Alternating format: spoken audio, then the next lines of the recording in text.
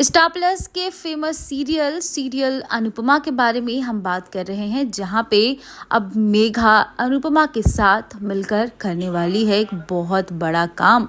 जी हाँ, बिल्कुल सही सुना आपने। मेघा अब बिल्कुल सुधर चुकी है, यानी कि उसका जो पागलपन है उसे अनुपमा ने समझा बुझा कर दूर कर दिया है।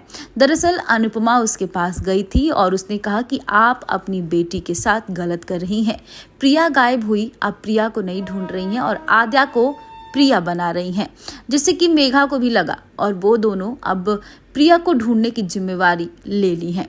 अब अनुपमा मेघा के साथ जाती है पुलिस स्टेशन और मेघा जाकर पुलिस में रिपोर्ट लिखवाती है और कहती है कि हमारी बेटी प्रिया काफ़ी दिनों से गायब है।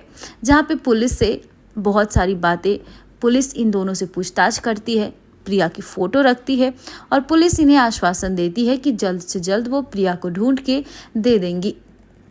हालांकि पुलिस स्टेशन में मेघा अनुपमा को थैंक यू कहती है और उसे गले भी लगाती है और कहती है कि बस आपकी वजह से मैं अपनी बेटी प्रिया को ढूंढ रही हूँ। मैं तो उसको भूल ही गई थी कि न जाने मेरी बच्ची कहाँ होगी, किस हाल में होगी, और मैं आद्या को प्रिया बना के रह रही थी। मुझे तो उसका फिक्र ही नहीं था कि वो किस हाल में है और वो कैसी है।